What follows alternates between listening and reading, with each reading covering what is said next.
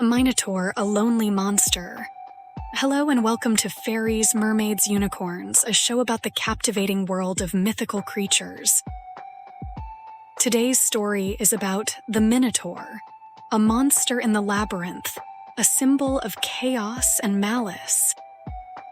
His story is tragic and terrible. He is the son of a king and a hideous hybrid. Today, creatures with such names can be found in movies and games. How did the hero of the myth become popular in mass culture? What does the Minotaur have in common with the gods of Egypt? And how is he related to the lithospheric plates of the Mediterranean? Let's see.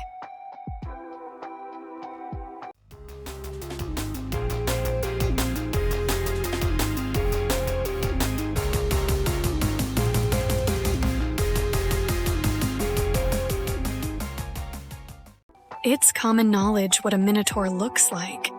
Traditionally, he is depicted as a muscular man with the head of a bull. Minotaurs are ferocious and stupid, usually found in mazes, among chains and kidnapped maidens. How accurate is this image? Let's start with the fact that Minotaur is a proper name. Unlike dragons, centaurs, and dwarves, he is not part of the fairy folk. He is loner, one of a kind, and this makes him even more tragic. There are many fascinating characters in ancient Greek mythology. How did the Minotaur become so special? It all started with Zeus.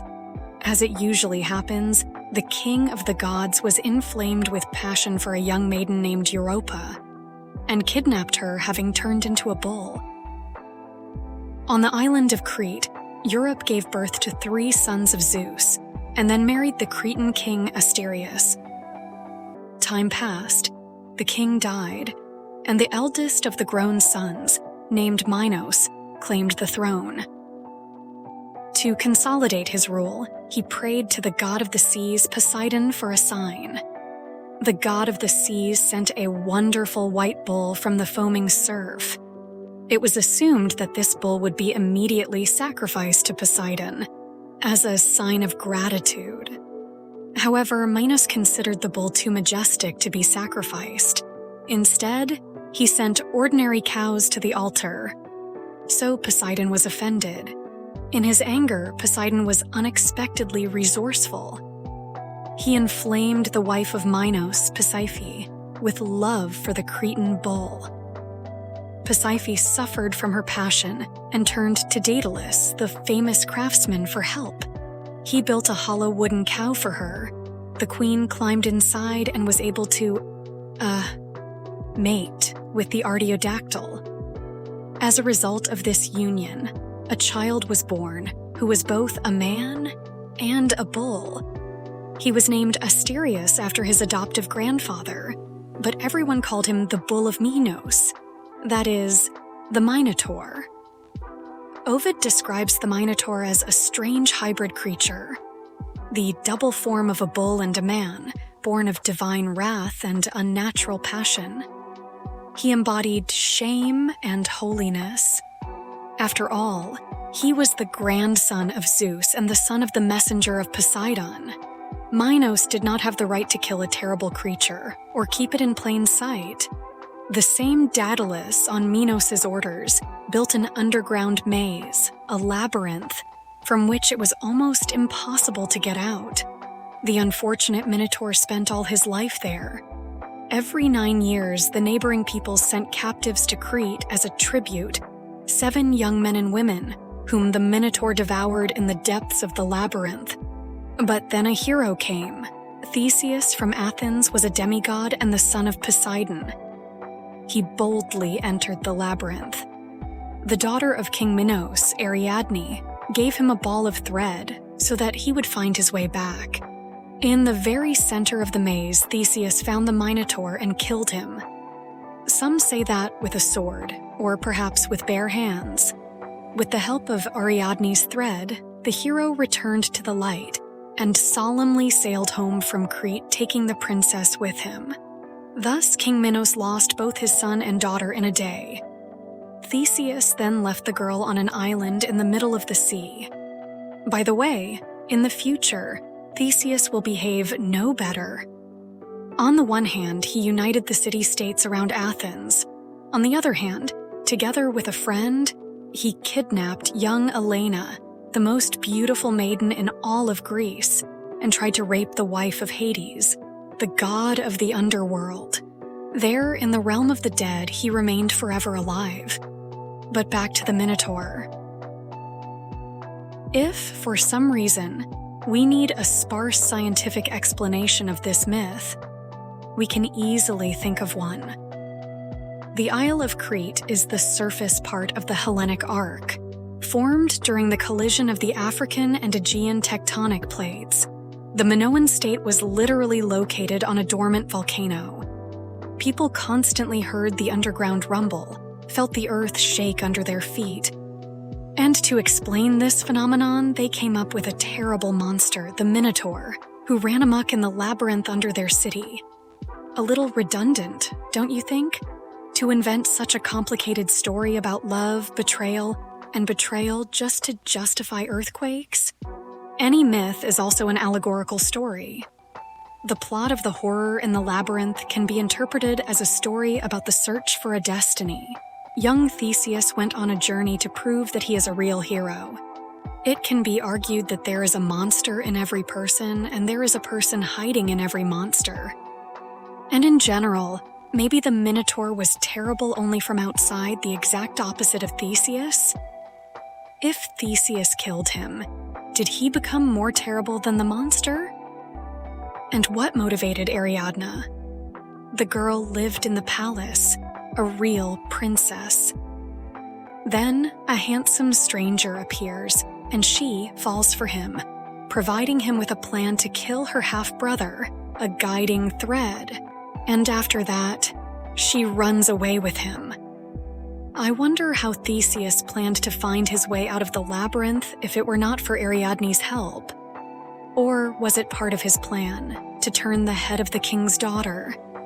Some modern mythologists consider the Minotaur to be the personification of the sun and the Minoan adaptation of the Phoenician god Baal, and his murder, respectively, is an allegory of the clash and victory of the Greeks over the peoples of the sea.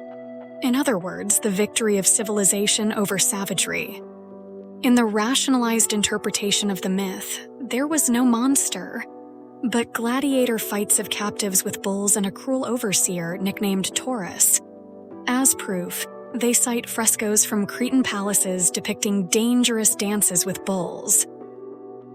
So the terrible Minotaur fell at the hands of Theseus, and all the other characters of the myth ended badly. King Minos, for example, eventually became the judge of the dead in Hades, and in the Divine Comedy, Dante mentions him as a disgusting demon. Dante in Hell meets the Minotaur himself. In the seventh circle, a place is reserved for rapists, tyrants, and villains. Herds of centaurs are also galloping there. They are violence against nature, a mixture of beast and human. And the seventh circle is guarded by the worst of such unnatural monstrosities, our Minotaur. By the way, what does he look like? On ancient Greek vases, he was depicted as an ordinary man with a horned head. He is the same height as Theseus. Ovid, strictly speaking, says that he is half man, half bull. Therefore, artists who did not know the canon painted him like a centaur, a human to the waist, an artiodactyl below. Not the most practical layout. Still, the body of the horse runs faster. Recently, not only the bull's head but hooves on the legs were added to the Minotaur. In modern times, often human and bull features are mixed evenly. For example, his entire body is covered with hair. Have you ever wondered why the Minotaur eats people? After all, both halves of his nature are not inclined to this. Among humans, cannibalism is considered unacceptable, and cows generally eat grass. If you dive deep into the question, It turns out that even herbivores can sometimes eat a small animal or gnaw bones to make up for a calcium deficiency. But it's one thing for a cow to eat a chicken, and quite another for a bull man to chase his victims. However, this is a common story in Greek mythology. Just as Hercules tamed the Ceryneian hind and captured the mares of Diomedes, both ate human meat. Maybe the fact is that even a non-predatory animal under 900 kilograms causes understandable fear and respect in our hearts. Half bull, half man often inspires artists and writers. In Jorge Luis Borges' short story, The House of Asterius, we hear the story from the point of view of the Minotaur himself. As often happens, the villain has his own version of events. Pablo Picasso dedicated a series of drawings to the Minotaur, inspired by the image of the Spanish bullfight. Disturbing, sometimes even scary drawings. The myth of the Minotaur never mentions him carrying a weapon, but a double-sided axe named Labyrinth was widespread in Crete during the Minoan civilization. On the ruins of the Cretan palaces, giant Labyrinths were found. Probably this symbolic axe was used by priestesses in temples when sacrificing bulls. The similarity of the words Labyrinth and Labyrinth has led to the fact that the double-sided axe is now firmly associated with the image of the Minotaur. The Minotaur is somehow related to ancient Egypt, but this is mostly a result of confusion. Ancient Egyptians praised the gods with animal heads. And how does the head of a bull differ from the head of a jackal? The tombs of the pharaohs are also sometimes called labyrinths, as is the dwelling of the son of Minos. In fact, there were no mazes in the tombs of the pharaohs, and almost no traps. But when the archaeologists first got into the collapsed tombs, that's exactly what it seemed to them. The Minotaur made a triumphant return to the world of role-playing games and fantasy. The very first edition of the Dungeons & Dragons rules already styled our character not as one creature, but as a whole magical species. Minotaurs appear as wild, always chaotic evil monsters. If one needs a more positive image, they will be proud, freedom-loving warriors. In this case, their horns emphasize their barbaric nature. Physically, Minotaurs tend to be larger and stronger than humans. According to the game rules, Minotaurs have a bonus to strength and constitution, a penalty to intelligence and charisma, of course with such looks, and night vision. They also have the special ability to remember any road they have traveled. The labyrinth has gradually turned into caves in which terrible monsters live. The double axe has become almost a standard weapon, although Minotaurs sometimes carry flails or clubs. There is a very long list of all the games and movies where Minotaurs appeared as evil monsters or predatory savages. They've been in every game in the Might and Magic series, and we destroyed them in large numbers in God of War. Mortal Kombat has a boss named Motaro. He looks more like a centaur, but he has horns on his head, like our hero. In the World of Warcraft universe, a race of bull-headed humanoids is called Tauren, from the Greek word for bull. Despite their enormous growth, they are nevertheless peaceful, prone to reflection, and united with nature. The prototype of the culture of the Tauren were the native people of North America. Terrible and tragic, cruel and noble, the Minotaur has firmly entered modern culture and feels great in it. One can argue about how much the image from the ancient Greek myth corresponds to modern bosses from computer games.